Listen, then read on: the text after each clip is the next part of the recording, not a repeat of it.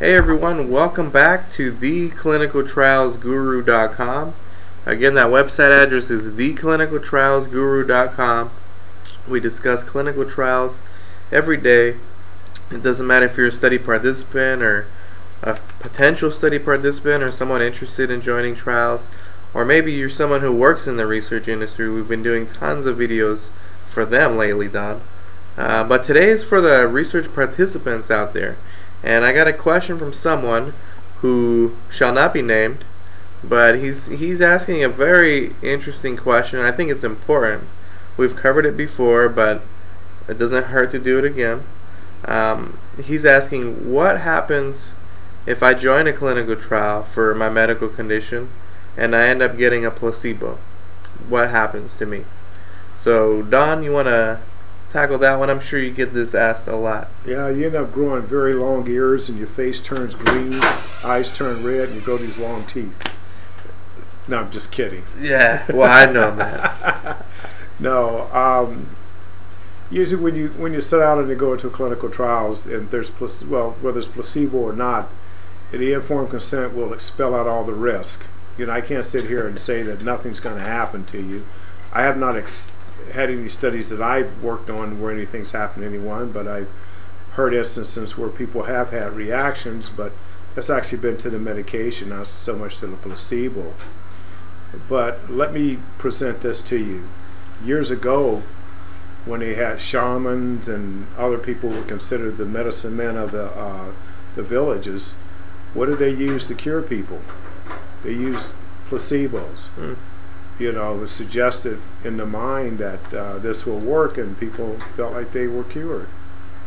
Yeah, and just to back up, for those of you who don't understand what placebo is, it's a sugar pill. So when you join a clinical trial, not always, but some clinical trials have the drug that you could be getting, or a placebo, which is an inactive ingredient. It's basically like drinking water. But the only thing is you may not know it. It may be blind, so you may not know that you're getting a placebo. And I guess the person was asking, you know, because he had some kind of medical condition and he's already taking meds for it, and he's worried about his conditioning worsening if he gets a placebo. So he's interested in joining a trial, but he's worried about, you know, how his condition could potentially get worse if he's getting a placebo. And again, you can't make any guarantees to anyone. But that's why you have you know, medical doctors involved. You have other trained staff members that are involved to make sure that if something does happen, you've got a catch net there to turn things around and make sure that you get the medical care that you're going to need, as though if you were in a hospital, right, and your situation was to worsen, you're in medical care with professionals that can help take care of those issues.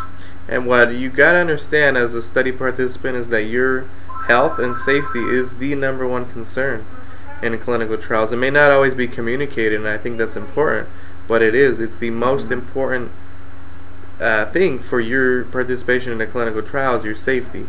And a lot of times these protocols, they offer options for the doctors. Like if you're having a worsening of your symptoms, they can give you what's called the rescue meds, where they'll give you medications to get your condition back under control.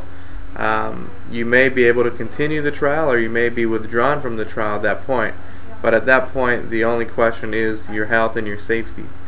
And Dan hit on a very excellent point. Really haven't focused on much in the past. Is that these studies are typically designed with your safety in mind, or the safety of anyone participating. That is #1.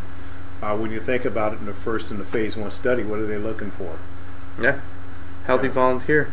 And and they're testing for what reasons? One of the reasons is for safety. Yeah, they're looking at the first side effects that you would get, like at the maximum dose. So all that's taken in consideration to minimize your risk as participating in a study. Can anyone guarantee that nothing will happen? No. Nobody, even when the medication's on the market, can anyone guarantee that nothing's going to happen? No. Right. But that's why there's these things are designed to make sure that it's safe for you, and all precautions are being taken on both the sponsor side as well as the investigational site. And again, not, for those of you watching, not every clinical trial has placebo, and certainly not the life-threatening conditions. Those are illegal in the United States, but some of them do. Like, you may join a depression trial, and you may end up getting the placebo. You may not know it, because you'll have no way of knowing other than how you feel, but then you still can't be sure you've got the placebo because it's blind. So the research clinic won't know it, and you won't know it either. Right. So that's a little bit about placebo and what happens if you get one, and hopefully it helps, and hopefully it eases your anxiety about joining the clinical trial. And ask your doctor and ask the study staff, what are there any rescue meds involved with this protocol in case my conditions worsen? Should I get a placebo? Right. They'll be able to answer you based on that particular study. So I hope this helps. This is Dan and Don from theclinicaltrialsguru.com. Thanks a lot.